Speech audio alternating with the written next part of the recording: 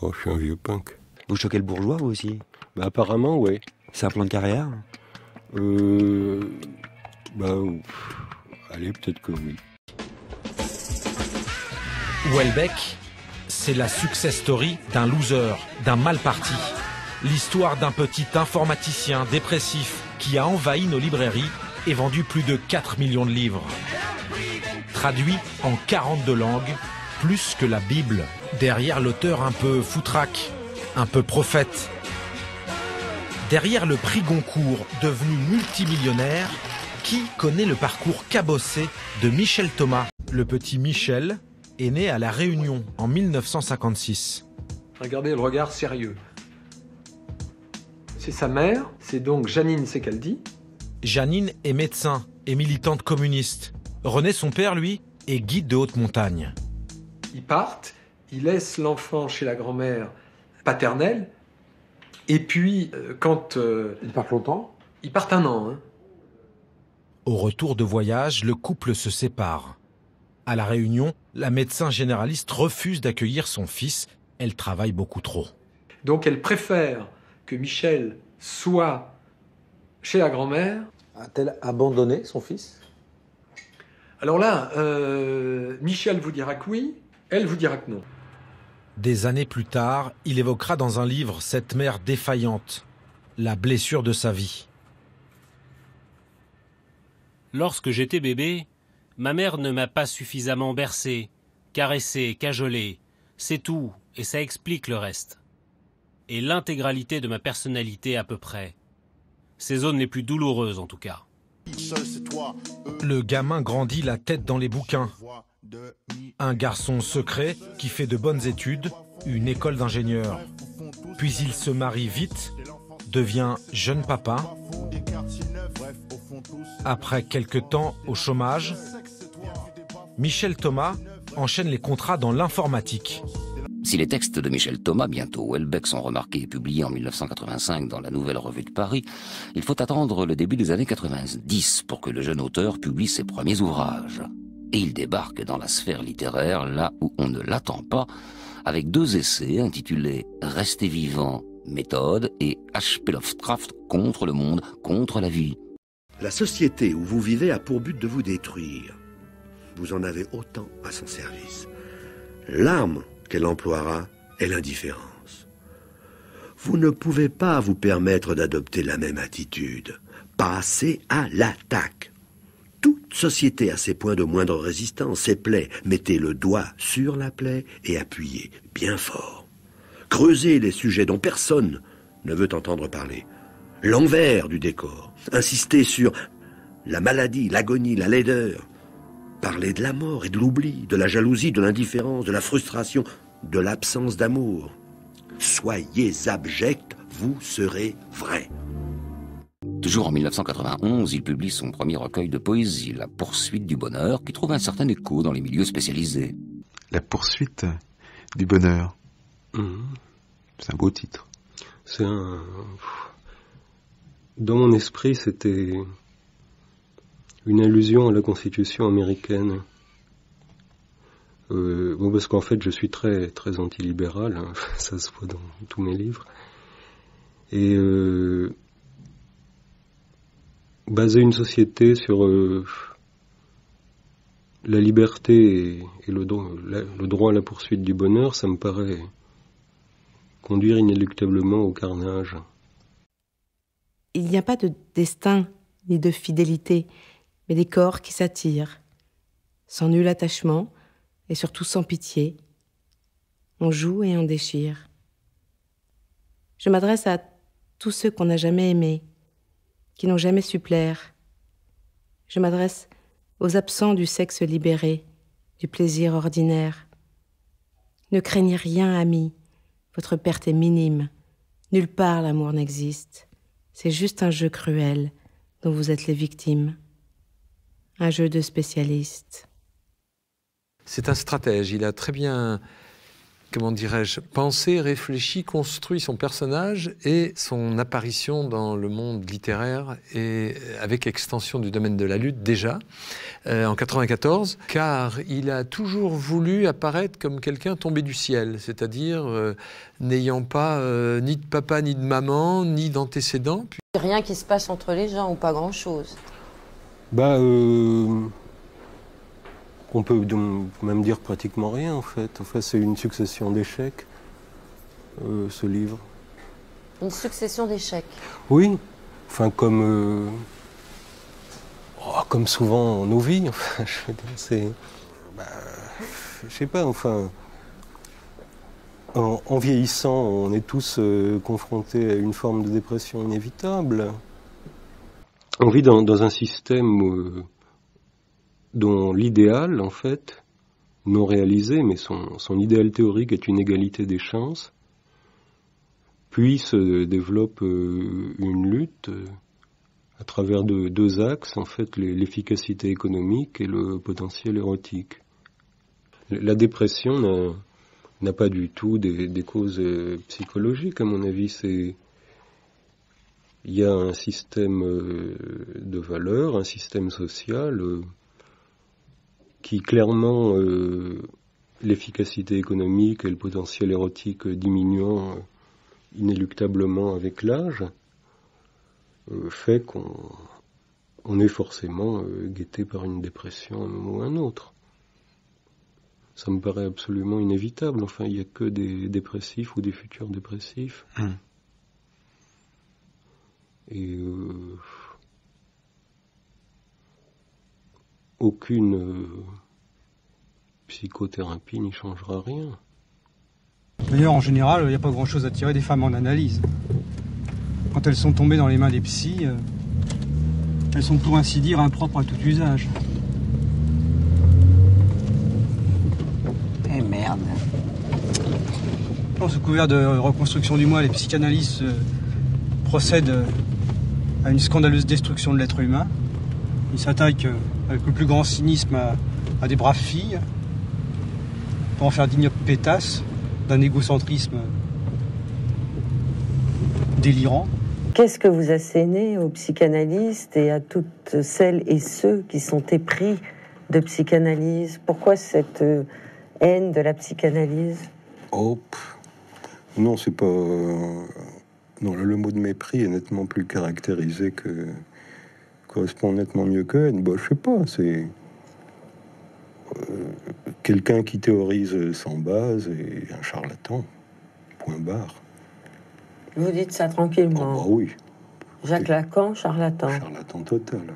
Et la psychanalyse peut peut-être permettre à des gens qui vont pas bien d'éviter des traitements de camisole chimique. Oui, mais aller voir un prêtre aussi, parler à quelqu'un aussi. Le fait que parler puisse être utile, c'est pas franchement un scoop. J'ai 28 ans et je suis toujours puceau.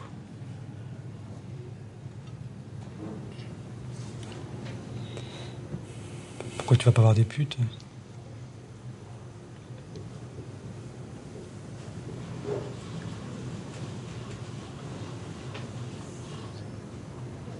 Décidément, dans nos sociétés, le sexe représentait bel et bien un second système de différenciation,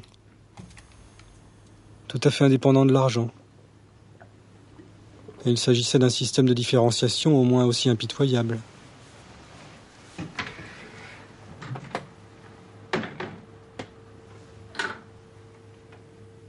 Les effets de ces deux systèmes étaient d'ailleurs strictement équivalents. Tout comme le libéralisme économique sans frein et pour des raisons analogues, le libéralisme sexuel produisait des phénomènes de paupérisation absolue.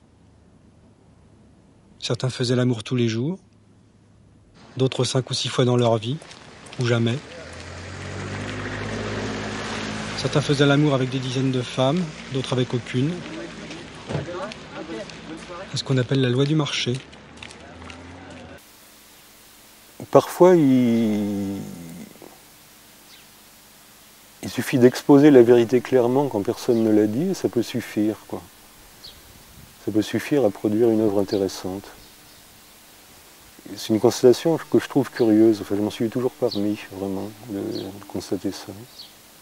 Par exemple par exemple, la thèse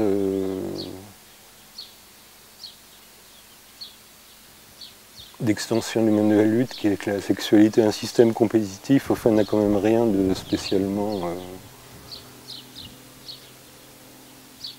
bouleversant. Enfin, c'est vrai dans toutes les sociétés animales, il n'y a pas de raison que ce ne soit pas vrai chez les humains.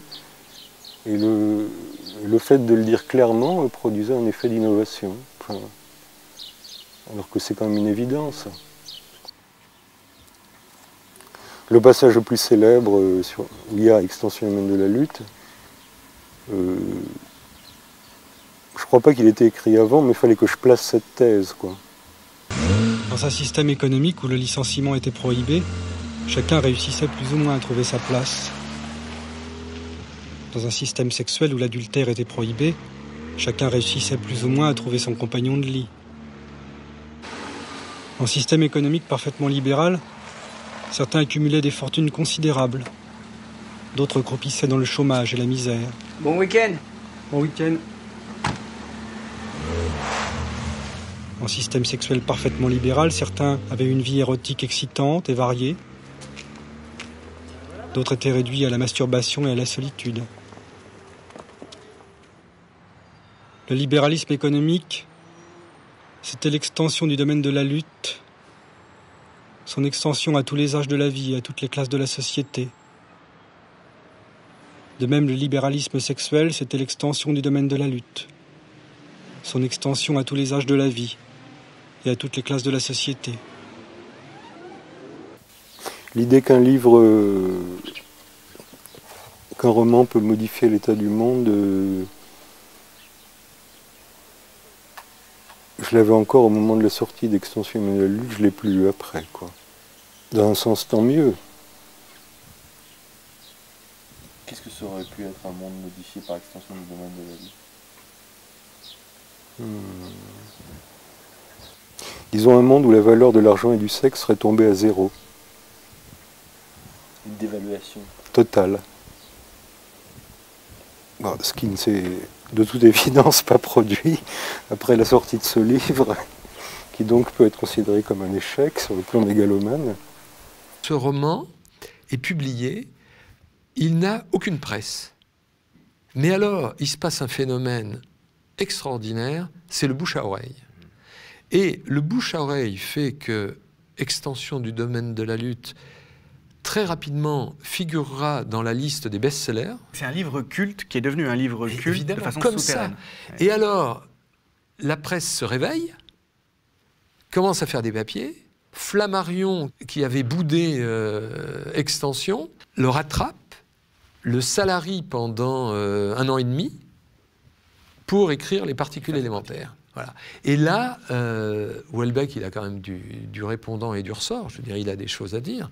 Et les particules, ce sera la bombe atomique de la littérature. Puisque un succès, tout de suite, 600 000 exemplaires, enfin, bon, des traductions immédiates, enfin, un truc phénoménal. Il vitrifie le paysage littéraire en France. C'est là que le phénomène explose, que le voilà, phénomène Houellebecq il commence. fait une critique, mais radicale, de 68 et des 68 arts, ce qui est très important.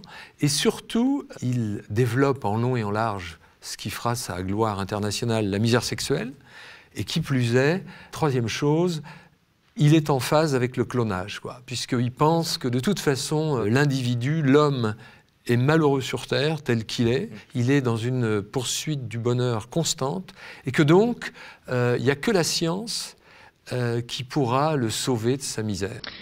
Le cas Houellebecq, estampillé événement de la rentrée littéraire, son roman divise la critique et s'arrache dans les librairies sous le beau titre des particules élémentaires. Ce profil en fait un grand roman réactionnaire et politiquement peu correct. Vous êtes beaucoup dans vos romans. Vous avez vécu tout ce que vous racontez. Oh ben heureusement que non. Un peu. Heureusement que non, un peu. Un peu. Mais il n'y a pas que il n'y a pas que la vie, hein, dans la vie. À quoi croyez-vous? À la compassion. Pourquoi? Parce que ça suffit, comme valeur. La polémique autour de lui tient autant du personnage que de l'œuvre. Une œuvre qui a déjà largement rencontré le public. Il y raconte l'itinéraire de deux demi-frères de la société décadente et mortifère de cette fin de siècle. Handicapé du cœur, de l'âme et du sexe, l'un d'eux inventera une humanité apaisée, dépourvue de désir. On reproche à Houellebecq certains passages très crus, une description désespérée de notre humanité, une vision misogyne et destructrice. À partir d'un certain âge, une femme a toujours la possibilité de se frotter contre des bites, mais elle n'a plus jamais la possibilité d'être aimée. Les hommes sont ainsi. Voilà tout. Qu'est-ce que vous pensez de la manière dont sont traitées les femmes? Les femmes, c'est épouvantable. Ouais. Parce que soit elles sont déifiées, la femme, soit c'est les pétasses, etc., les vachasses quand elles allaitent, les pétasses nazies quand elles sont blondes, enfin, la femme de 40 ans en plus. Alors, la description de la femme de 40 ans avec la vulve pendante, non, c'est terrible, c'est terrible. Alors, la femme laide n'a aucun espoir d'être aimée. Non, moi, j'ai eu beaucoup de mal. C'est réaliste sans plus. Hein. Ah bah merci, super sympa. Avec les particules élémentaires, Michel Houellebecq bouscule et une première polémique voit le jour. Elle reste d'abord limitée au milieu littéraire et intellectuel. Depuis quelque temps, l'écrivain collabore à une revue perpendiculaire, éditée par Flammarion et plutôt classée à gauche. Pour la sortie de son livre, on réalise un entretien avec Houellebecq. Il se passe plutôt mal, car on se rend compte des divergences idéologiques profondes entre les intervieweurs et l'interviewé. S'appuyant sur certains thèmes du livre, notamment la maturation du racisme de l'un de ses personnages, Houellebecq repousse la question, explique que selon lui, le racisme est uniquement un problème démographique, que dans le livre, le personnage ne devient raciste que par compétition sexuelle. Nous envions et admirons les nègres parce que nous souhaitons, à leur exemple, redevenir des animaux. Des animaux dotés d'une grosse bite et d'un tout petit cerveau reptilien. Les nègres vivent encore à l'âge de pierre. Ils sont incapables d'acquérir nos connaissances. Ils ignorent l'hygiène et en outre, ils répandent le sida. À l'issue de cet entretien, les membres du comité de rédaction décident d'évincer Michel Houellebecq et en profitent pour dénoncer la droitisation de la vie intellectuelle française qu'incarnerait le romancier en vogue. Il faut dire que dans son nouveau roman, certaines positions ne manquent pas de faire réagir. Misogynie appuyée, utopie eugéniste, destruction en règle de mai 68, insulte contre les religions. Dans ses déclarations également, Michel Houellebecq surprend. Il n'hésite pas à confier son affection pour les catholiques traditionnalistes, se défend d'être classé comme réactionnaire, mais assume son conservatisme. Vous êtes un raciste authentique. Ça vous porte. C'est ce qui vous fait avancer, c'est percutant. Papa. Votre texte sur les nègres, il est excellent. C'est corsé, véhément, très enlevé. Vous êtes un réactionnaire. Tous les grands écrivains sont réactionnaires. Fondamentalement, dans tous mes livres, il y a l'idée que tout est irréversible. Enfin, aussi bien les destinées des personnages que celles des sociétés, quoi. Et, un réactionnaire, c'est quand même quelqu'un qui pense souhaitable de revenir à un état antérieur. Mais pour penser quelque chose comme souhaitable, il faut déjà le penser comme possible. Alors j'ai l'impression qu'au contraire, mes livres sont totalement pénétrés du caractère irréversible de toute mutation, quoi. Quand on pense ça suffisamment, on ne se pose même pas la question de savoir si un état antérieur était bien ou pas, quoi. C'est une question qui n'a pas de sens. Mais refuser a priori toute intervention sur la biologie humaine me paraît vraiment là d'un conservatisme exagéré pour le coup. Parce qu'il y a... En fait, l'être humain tel qu'il est construit n'est pas fait pour vivre 80 ans. Tout se casse la gueule avant la fin, quoi. Toutes les fonctions sophistiquées, la vision, l'audition, tout ça périclite absurdement. Parce que l'être humain a été construit pour se reproduire une ou deux fois et crever, en fait. Et bon, je défends la science-fiction parce qu'il y a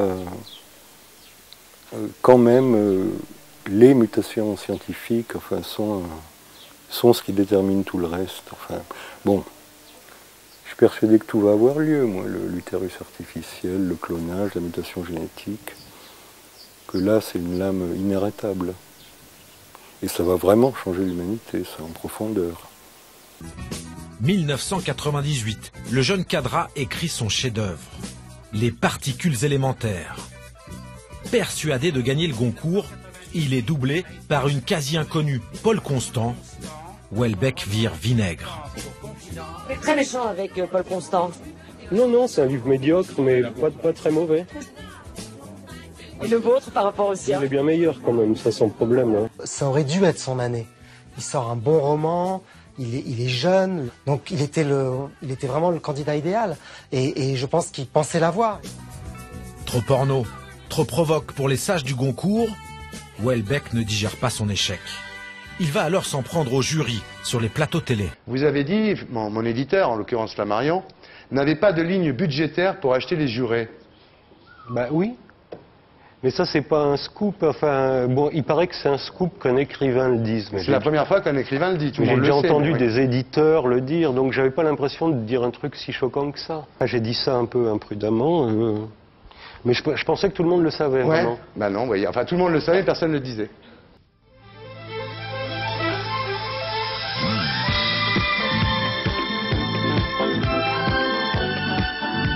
Cet homme n'est pas un maître nageur, c'est Michel Houellebecq, l'écrivain le plus controversé de sa génération. Nous marchons dans la ville. Voici donc le dernier coup d'éclat de l'écrivain vedette. Une tournée des plages, accompagnée par le Tricatel Beach Machine, pour faire prendre le soleil à ses poèmes. Apparemment, les vacanciers ont été aussi surpris que Houellebecq lui-même. Mais l'écrivain est tenace, il travaille déjà à l'enregistrement de son premier album. Le concept ? 6 musiciens et les poèmes de Michel qu'il scande sur scène. L'album s'appelle Présence humaine. Nous marchons dans la ville, nous croisons des regards, et ceci définit notre présence humaine. Il y aura des journées et des temps difficiles, et des nuits de souffrance qui semblent insurmontables, où l'on pleure bêtement, les deux bras sur la table, où la vie suspendue ne tient plus qu'un fil.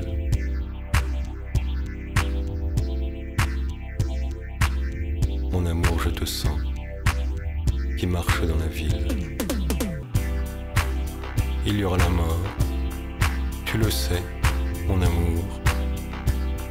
Il y aura le malheur et les tout derniers jours. On n'oublie jamais rien, les mots et les visages flottent joyeusement jusqu'au dernier rivage.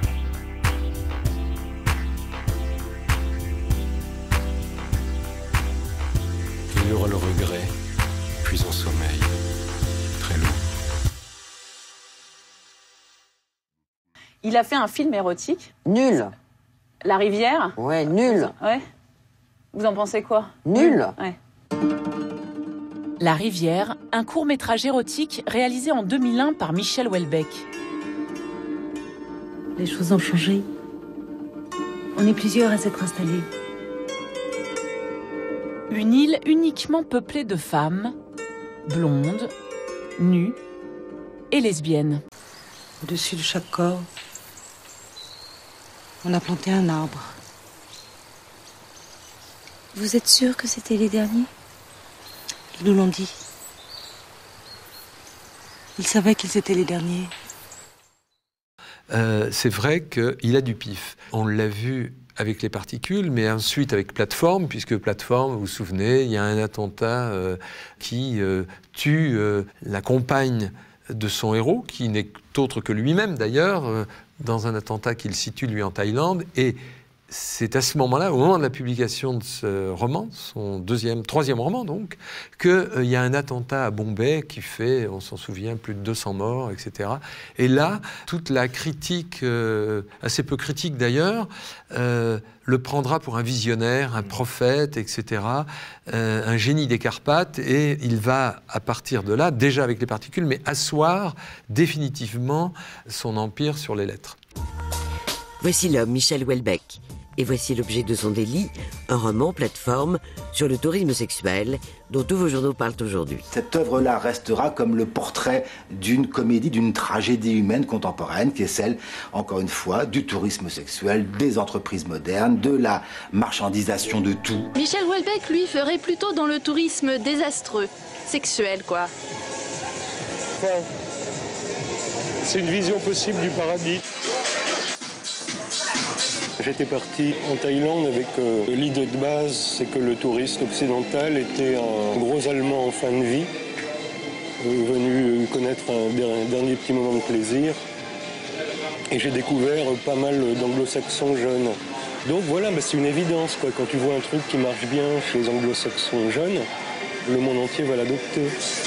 De temps en temps, quand je m'ennuie dans la conversation, je lance une provocation. Mais c'est plutôt l'ennui, quoi. Dans le magazine Lire, alcoolisé, Houellebecq déclare « Je me suis dit que le fait de croire à un seul Dieu était le fait d'un crétin. Je ne trouvais pas d'autre mot. Et la religion la plus con, c'est quand même l'islam. Quand on lit le Coran, on était effondré. Effondré. » Il a déclaré dans une interview que la religion la plus con, c'était l'islam. Juste avant les attentats du 11 septembre, si je me trompe pas.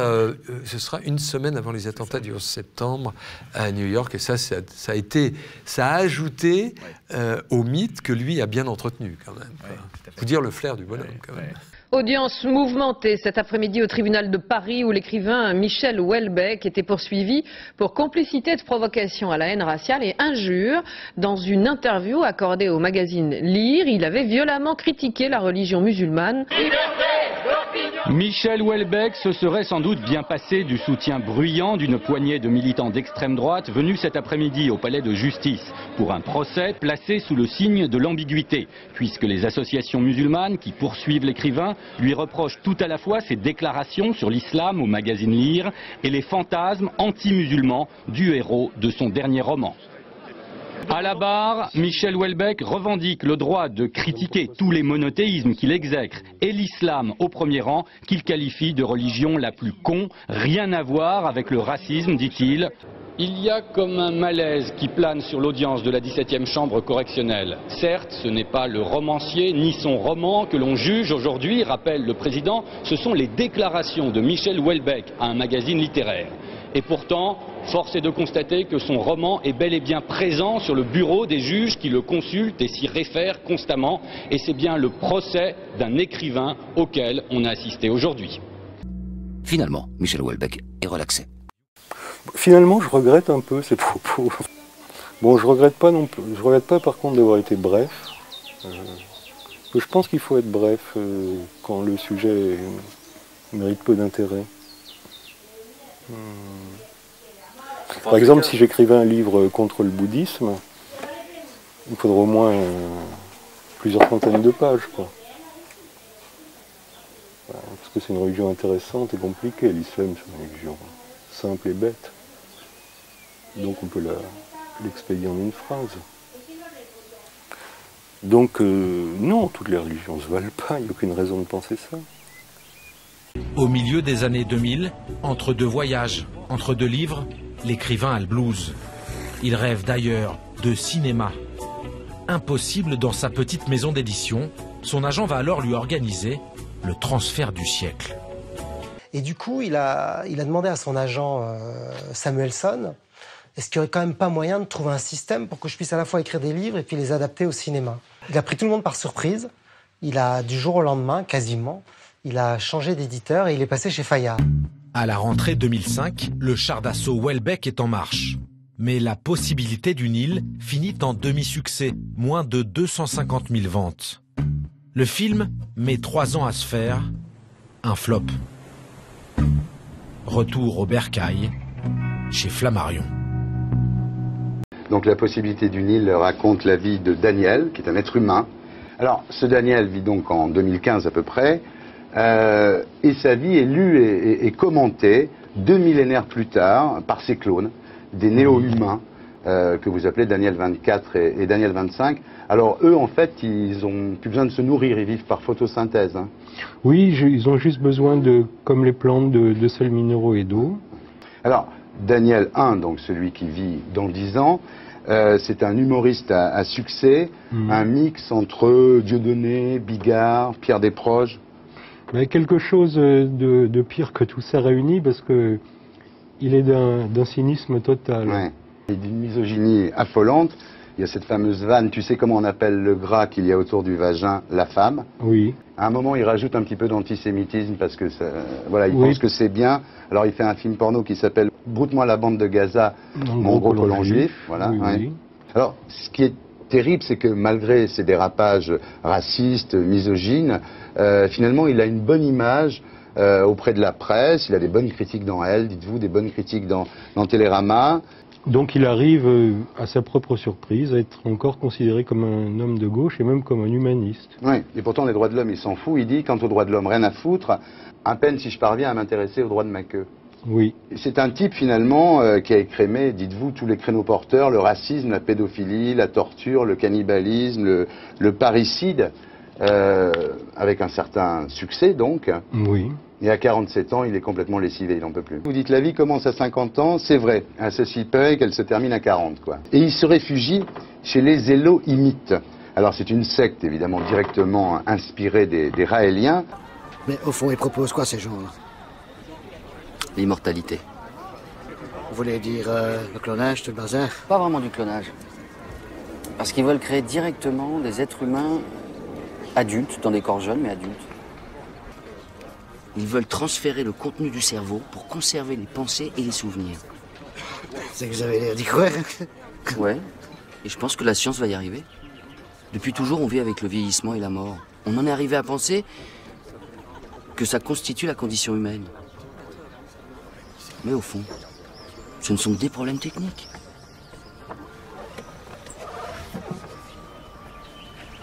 Ben merde alors. Et donc la grosse promesse, là, Élohimite, et en fait la promesse classique des religions, c'est rapporter à tout le monde l'immortalité et la jeunesse éternelle. Ouais.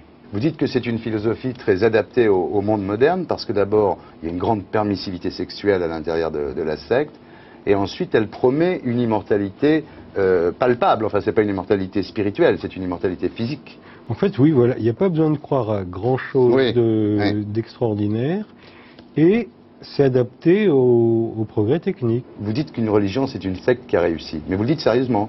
Ah bah oui, mais ça c'est... Si on voit les choses honnêtement, si on voit le départ des religions, c'est vrai que ça se présente vraiment comme une secte, c'est-à-dire un petit groupe dissident par rapport à une religion, une grosse religion. Donc ben, à l'inverse, on ne peut pas prévoir si une secte à l'heure actuelle ne va pas devenir une religion de grande diffusion. Vous le connaissez, Raël? Oui. Claude Vorillon. Oui, il est sympa? Oui, plutôt, oui. Ouais. Oui. Vous êtes raciste, Michel Houellebecq? Oh non. La question de la race vous intéresse, vous en parlez, vous écrivez dessus. Il y a d'ailleurs un moment dans La possibilité du Nil où vous dites, ça m'a vachement choqué, je ne sais pas pourquoi vous le dites d'ailleurs, vous parlez des chattes musulmanes, pourquoi? Je me souviens plus du passage. En fait, j'ai l'impression de m'occuper de problèmes beaucoup plus graves. Non, mais c'est très grave le racisme. Non. Non, mais alors, je repose ma question. C'est vrai que... C'est-à-dire que là, je m'occupe carrément du devenir biologique de l'humanité. Oui. Donc oui, mais ça passe par les problèmes de race, les problèmes de... Ah bah non. Si. Ah bah non. Non, là, je repose ma question. Là, ce qui m'intéresse, c'est la différence entre mes humains et mes néo-humains, donc des vraies différences. Oui, mais n'esquivez pas la question. Pas des détails comme la couleur de la peau. Les races... Enfin, je veux dire, ça... Qu'est-ce qu'on a à foutre? Je veux dire, d'avoir une peau blanche ou noire ou... Enfin, c'est vraiment un détail par rapport au sujet que j'aborde, du genre, est-ce qu'on doit ou non devenir immortel? Est-ce qu'on doit ou non avoir des capacités de photosynthèse, comme les plantes? Est-ce qu'on doit avoir 2, 1, 3, 4 sexes différents? Ça, c'est des vraies questions. Le Plessis d'une île, c'est un roman, et la troisième partie est de la poésie. On rentre dans la poésie, et j'ai réussi là, à mettre de la poésie dans un roman, enfin, poétiser complètement tout. Je n'avais toujours pas compris ce que les hommes entendaient par l'amour. Je n'avais toujours pas compris l'intégralité des sens multiples, contradictoires qu'il donnait à ce terme. Pourtant, à l'issue de ces quelques semaines de voyage dans les terres de l'intérieur, jamais je ne m'étais senti aussi près d'aimer.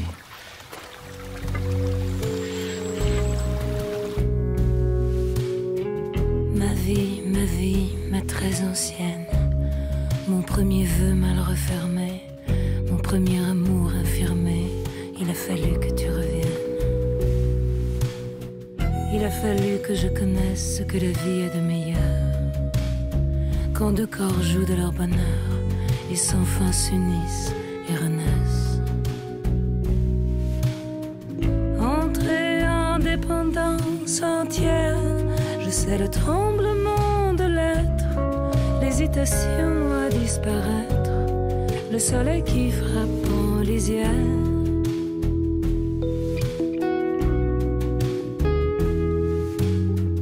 Et l'amour où tout est facile, où tout est donné dans l'instant, il existe au milieu du temps la possibilité d'une île.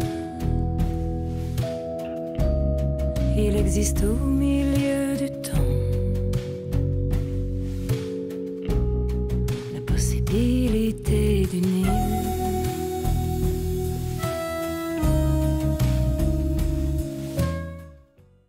Sérieusement, ça vous fait quoi de ne pas être reconnu comme le grand écrivain que vous êtes, Michel Houellebecq? Je suis pas inquiet sur l'avenir du jugement sur mes livres, quoi. C'est pas vrai que c'est juste un phénomène commercial sans lendemain. Ce livre sera lu longtemps. Non, je suis rassuré, vraiment. Bonsoir, dans Café littéraire, j'ai le plaisir de recevoir Michel Houellebecq et Bernard-Henri Lévy pour Ennemi public, publié conjointement par Flammarion et Grasset. Spécialiste des coups foireux et des pantalonnades médiatiques, vous déshonorez jusqu'aux chemises blanches que vous portez. Intime des puissants, baignant depuis l'enfance dans une richesse obscène, vous êtes emblématique de ce que certains magazines un peu bas de gamme comme Marianne continuent d'appeler la gauche caviar, et que les périodistes allemands nomment plus finement la Toscana Fraction. Philosophe sans pensée, mais non sans relation, vous êtes en outre l'auteur du film le plus ridicule de l'histoire du cinéma. Nihiliste, réactionnaire, cynique, raciste et misogyne honteux, ce serait encore me faire trop d'honneur que de me ranger un peu ragoûtant de famille des anarchistes de droite. Fondamentalement, je ne suis qu'un beauf. Auteur plat, sans style, je n'ai accédé à la notoriété littéraire que par suite d'une invraisemblable faute de goût commise il y a quelques années par des critiques déboussolés. Mes provocations poussives ont depuis, heureusement, fini par lasser. Vous habitez l'Irlande, Michel Houellebecq, pour ces raisons-là, pour des raisons fiscales? Oui, enfin, on ne fait jamais les choses pour une seule raison, en fait, rarement. Et je veux dire... Est-ce que c'est une des raisons? Pas payer ses impôts en France? Oui, c'est une des raisons. Mais c'est vrai que j'irai pas à Saint-Barth parce que ça me fait chier, quoi. L'Irlande, en plus, c'est beau. Mais vous voulez pas payer vos impôts en France? Non, je trouve que c'est trop. Pour son 5e roman, changement d'éditeur, changement de stratégie. Teresa Crémisy prend les commandes avec un objectif, rendre l'affreux plus présentable. Son éditrice l'a briefé pour dire, pas de polémique. Si tu fais une polémique qui peut poser un problème, le jury va peut-être se dire on peut pas le couronner. Vraiment, elle l'a assagi et c'est vraiment tenu à carreau. Et ça marche. Houellebecq réussit enfin à charmer les jurés. Michel Houellebecq, la carte est... Enfin, après 2 échecs, Michel Houellebecq reçoit le plus prestigieux prix littéraire français. Et lorsqu'il arrive sur place, lui qui n'use jamais des artifices des stars en devient une. Une foule exceptionnelle l'attend. Photographes, caméramens, journalistes et curieux se bousculent. Lui, le timide, le renfermé, doit faire bonne figure face à plus de micros qu'aucun Goncourt n'ait jamais vu. Alors qu'est-ce que ça vous inspire d'être enfin sacré par l'institution littéraire? Oh, c'est bien, hein, c'est bien ça. Disons que ça met fin à une situation anormale, effectivement, qui fait que c'est embarrassant d'avoir l'impression d'être plus aimé à l'étranger que dans son propre pays, en fait. Il y a quelque chose de pas normal là-dedans, et donc une espèce de déséquilibre. Et disons que les gens qui aiment bien mes livres commençaient à s'énerver, quoi, vraiment, cette fois. Donc il était temps, dans un sens. Alors, de ce livre, La carte et le territoire, on a beaucoup dit qu'il s'agissait d'un Houellebecq assagi, voire, pour les mauvais esprits, taillé sur mesure pour un prix Goncourt. Est-ce que vous avez adapté votre travail et aussi vos apparitions dans les médias pour ne pas trop provoquer? Je ne crois pas que ça ait un sens, en fait, un livre taillé pour le Goncourt. Enfin, j'y crois pas trop. C'est quand même, avant tout, le travail de l'éditeur d'avoir le Goncourt, quoi. Donc, si on veut le Goncourt, on va chez un éditeur qui a souvent le Goncourt. On ne va pas chez Flammarion, en fait. Si on va chez Flammarion, on diminue ses chances, quoi, au départ. C'est surtout ça la démarche rationnelle et logique. Alors, je suis de ceux qu'indiffère le destin de la démocratie, de la France libre, de la Tchétchénie ou du Pays Basque, de ceux qui cèdent, et De Gaulle avait bien raison, à l'hypnotisme du vide effrayant du renoncement. Je suis de ces gens-là. Oui, c'est vrai. Oui, je suis pas pour l'action politique, au fond. Non, vous n'êtes pas un citoyen, vous êtes un usager. Je suis pas un citoyen et j'ai pas envie de le devenir, non. Bon. On n'a pas de devoir par rapport à son pays, ça n'existe pas, il faut le dire aux gens. Ça n'existe pas. Le devoir par rapport à son pays, on n'en a pas. On est des individus, pas des citoyens, pas des citoyens ni des sujets. On est des individus, tous. On n'a pas de devoir par rapport à son pays. On n'a aucun devoir par rapport à son pays. Surtout quand vous considérez que ce n'est plus vraiment votre pays. Vous dites le choix d'un pays de résidence, c'est à peu près autant de résonance émotive pour moi que le choix d'un hôtel. Hein. Oui, exactement. C'est un hôtel. La France est un hôtel. Pas plus. On n'a pas de devoir. Et cette dépolitisation, vous la mettez aussi sur le compte des politiques de santé publique qui vous exaspèrent, ces campagnes contre l'alcoolisme et le tabagisme qu'on a entendu encore ce matin sur l'antenne. On n'a pas le droit de faire ça aux gens. On n'a pas le droit. Faites ce que vous voulez, fumez, buvez. Vous laissez pas emmerder. Vous laissez pas emmerder.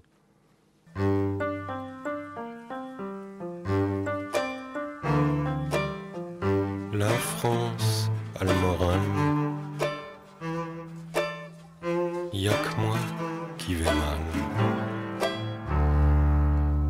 Les indicateurs de la confiance des ménages sont passés au vert, moi je surnage.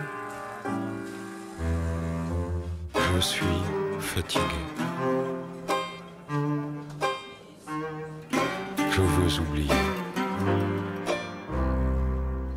Oublier ma vie et jusqu'au trait de mon visage. Bonsoir Michel Houellebecq. Bonsoir.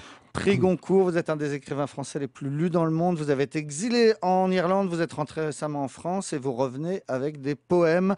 Configuration du dernier rivage, ça sort demain chez Flammarion. Vous voulez bien qu'on écoute un extrait?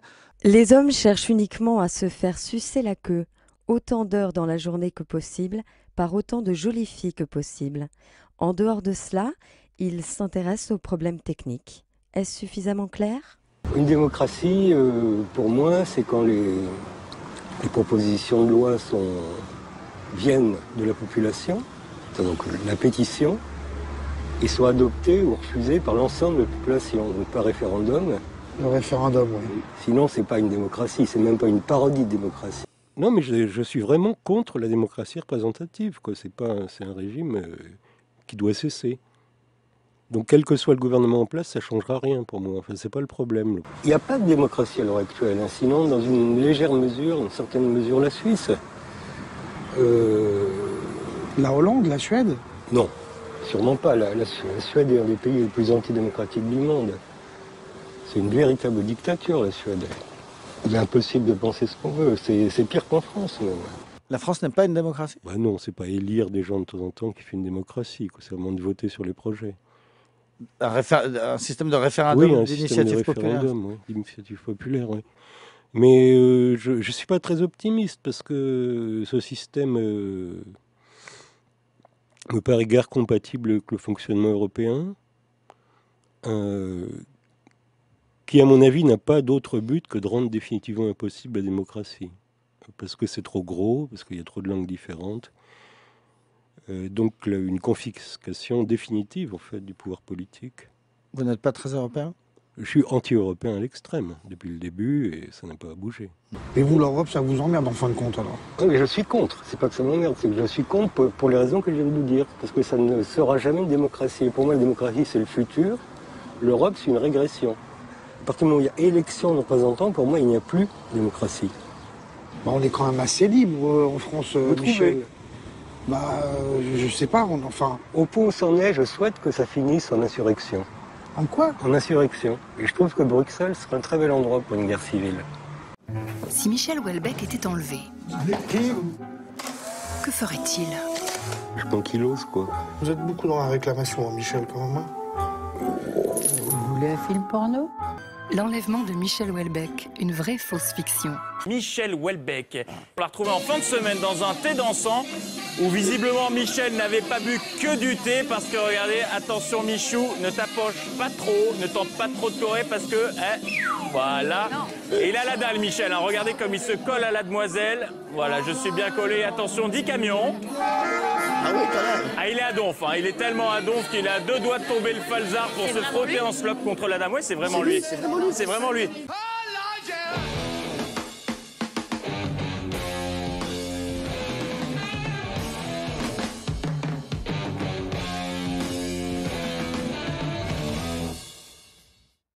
On en vient donc à la sortie demain d'un livre événement. 4 ans après le Goncourt, voici le dernier roman de Michel Houellebecq. Ça s'appelle Soumission chez Flammarion. Et Michel Houellebecq est notre invité en avant-première. Merci d'être avec nous. Comme souvent, en ce qui vous concerne, la polémique monte. Alors s'il y a controverse, c'est parce que, je vais raconter en quelques mots le cadre du livre. Votre personnage évolue en 2022 dans une France, disons, fatiguée, à bout de souffle. Marine Le Pen est au second tour de l'élection présidentielle, avec face à elle le candidat d'un parti musulman. Un parti qu'on pourrait dire islamo-conservateur, modéré, démocrate. Il obtient le soutien du PS, de l'UMP et il devient ce candidat président. Les choses se passent plutôt en douceur, comme si c'était un soulagement finalement. L'ordre revient, la sécurité est assurée, le chômage baisse, la famille est sacralisée, mais les femmes ne travaillent plus, les étudiantes sont voilées, la polygamie est autorisée et j'en passe. Qu'est-ce que c'est, Michel Houellebecq? C'est de la pure fiction? C'est votre vision de l'avenir? C'est une possibilité, probablement pas aussi court terme que dans le livre. 2022, ça paraît très tôt, mais c'est une vraie possibilité. Les débuts du gouvernement d'union nationale, mis en place par Mohamed Ben Abbès, étaient unanimement salués comme un succès. Jamais un président de la République, nouvellement élu, n'avait bénéficié d'un tel état de grâce. Tous les commentateurs étaient d'accord là-dessus. Et sur le plan intérieur, Ben Abbès accomplissait un parcours sans faute. La conséquence la plus immédiate de son élection est que la délinquance avait baissé, et dans des proportions énormes. Dans les quartiers les plus difficiles, elle avait carrément été divisée par 10. Un autre succès immédiat était le chômage, dont les courbes étaient en chute libre. C'était dû sans nul doute à la sortie massive des femmes du marché du travail, elle-même liée à la revalorisation considérable des allocations familiales, première mesure présentée symboliquement par le nouveau gouvernement. Toutes ces réformes visaient à redonner toute sa place, toute sa dignité à la famille, cellule de base de notre société, avait déclaré le nouveau président de la République. Il y a une question simple qu'on se pose en lisant le livre. Ce nouvel ordre religieux, la hiérarchie homme-femme, tout ce que vous décrivez, le retour de la polygamie, est-ce que vous l'approuvez? Est-ce que vous approuvez votre héros lorsqu'il se convertit? Ni l'un ni l'autre. C'est ce qu'on sent dans le livre. Mais c'est troublant. Oui, c'est troublant, je sais bien, mais il y a une espèce de relativisme généralisé qui s'empare du personnage et de l'auteur aussi à la suite, quoi. Eh bien, c'est dit. Merci, Michel Houellebecq, d'avoir accepté notre invitation. Je signale aussi que vous serez sur France Inter demain. Nous sommes le 7 janvier 2015. À la matinale de France Inter, Michel Houellebecq est l'invité principal pour son nouveau roman au titre choc, Soumission. Quelques mois seulement après le succès en librairie du suicide français d'Éric Zemmour, le livre de Michel Houellebecq arrive dans un contexte tendu et s'attaque à un sujet délicat. L'islam, vous ne le voyez plus comme la religion la plus con du monde ? Non, tout compte fait, disons qu'après lecture approfondie du Coran, je suis sûr qu'on peut négocier en fait. Je veux dire, la position normale, enfin, d'un lecteur du Coran, on fait quelqu'un avec qui on peut négocier. Bon, le problème, c'est que c'est toujours qu'il y a une marge d'interprétation, effectivement, en prenant une sourate, en l'exploitant à fond, en éliminant 5 autres, on peut aboutir à un djihadiste.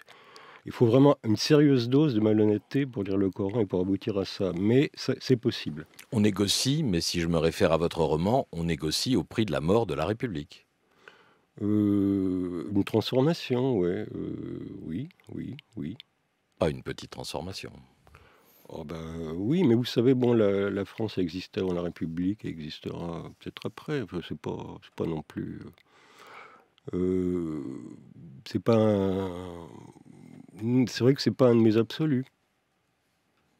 Sentiment de lecteur, je suis de culture musulmane, ça c'est le hasard, je suis profondément laïque, ce livre m'a foutu la gerbe. Autant le dire aussi simplement que ça, je me suis senti insulté. On est en 2015 et l'année démarre avec ça, c'est-à-dire avec l'islamophobie qui est installée, qui est diluée dans le livre d'un grand romancier français. Islamophobie, c'est un mot qu'on continue d'accoler à votre nom, Michel Houellebecq. Ouais, je trouve pas que ce soit flagrant dans ce livre, mais bon. Vous n'êtes pas islamophobe ? On dirait pas, non. Enfin, si on lit le livre, on n'a pas l'impression. Dans votre bouquin, il n'y a que des collaborateurs, finalement. C'est la résurgence de l'esprit collabo ? Il faut bien dire qu'il y a des gens à nature collaborationniste, hein, dont les écologistes représentent le cas le plus flagrant, qui sont un peu embêtés avec ces histoires de voile parce qu'ils ont un vague côté féministe. Donc, comme ils ne peuvent pas donner les satisfaction aux musulmans surtout, ils leur donnent satisfaction au moins sur le cas d'Israël en laissant tomber les juifs, quoi. Comportement de collaborationniste. Bon, écoutez, il y a une différence entre collaborer à un régime musulman modéré et collaborer au nazisme. Enfin, c'est pas tout à fait pareil quand même, quoi.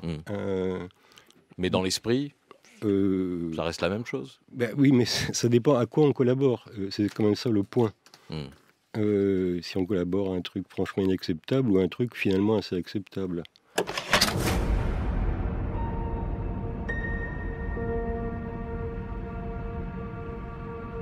Ce même mercredi 7 janvier 2015, dans les kiosques parisiens, le journal satirique Charlie Hebdo sort son numéro de la semaine.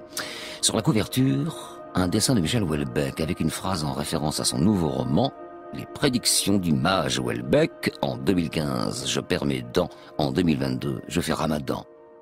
À l'intérieur du journal, un article de son ami Bernard Maris, passionné par le romancier, et qui lui a consacré un livre intitulé Houellebecq économiste. Il est d'ailleurs présent ce jour-là, Bernard, dans les bureaux du journal pour la conférence de rédaction du mercredi.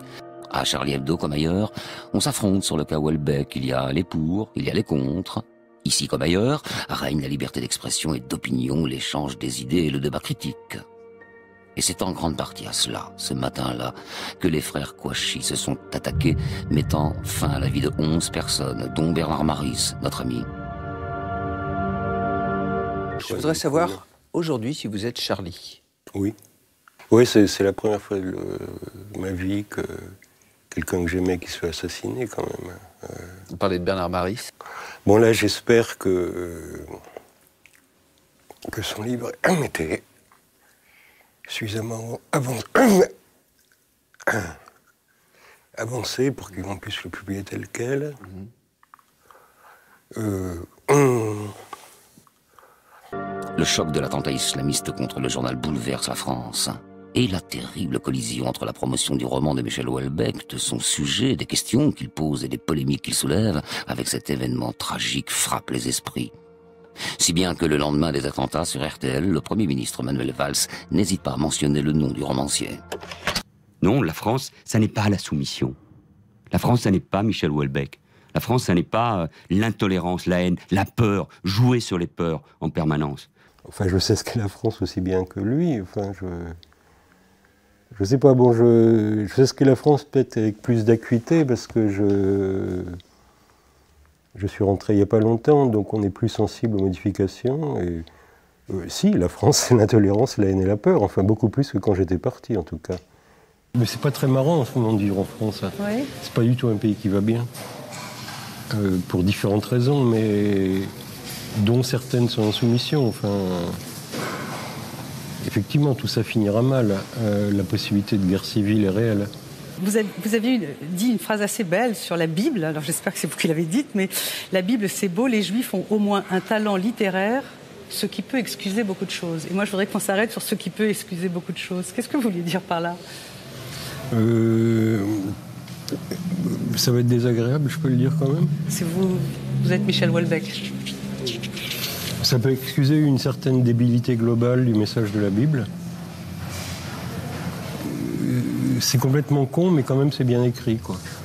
Moi, j'ai une certaine antipathie pour le monothéisme, faut l'avouer. Et l'islam, vous avez toujours la même position vis-à-vis de l'islam ? Oui, c'est pas, oui. Vous êtes prêt à redire que c'est une religion de cons ou... Non, c'est un peu excessif. C'est une parole un peu excessive, mais c'est un peu pauvre. Si les monothéismes sont pauvres. Par contre, la progression de l'islam n'avait qu'à ses débuts parce que la démographie est de son côté. Donc l'Europe, en cessant de faire des enfants, s'est engagée dans un suicide. Et on aurait tort de s'imaginer que c'est un suicide lent. Quand on a un taux de reproduction de 1, 2 ou 1, 3, ça va assez vite. C'est un universitaire écossais du nom de Gavin Bowd. Il est l'ami de Michel Houellebecq depuis 20 ans et le traducteur anglais de ses livres depuis 10 ans. Et son livre débute par le récit d'une soirée arrosée chez Houellebecq, dans sa tour du 13e arrondissement, où l'écrivain annonce qu'il va appeler à une guerre civile pour éliminer l'islam de France et appeler aussi à voter Marine Le Pen. C'était en janvier 2013, 2 ans avant la parution de Soumission. Il n'y aura pas d'appel. Le récit de Bowd suggère que ce qui a dissuadé Houellebecq, c'est son désir de respectabilité, son grand rêve de consécration mondiale, son obsession d'avoir un jour le prix Nobel de littérature. Une question tranchée quelques mois plus tard, à l'occasion des élections présidentielles. Entre les deux tours, Michel Houellebecq est invité sur la principale émission politique du service public. Aucun appel à voter Front National, bien au contraire. Moi, je ne crois pas au vote idéologique, je crois au vote de classe, en fait. C'est bien que le mot est démodé, mais il y a une classe qui vote Le Pen, il y a une classe qui vote Mélenchon, il y a une classe qui vote Macron, il y a une classe qui vote Fillon. C'est facilement identifiable, on le voit tout de suite.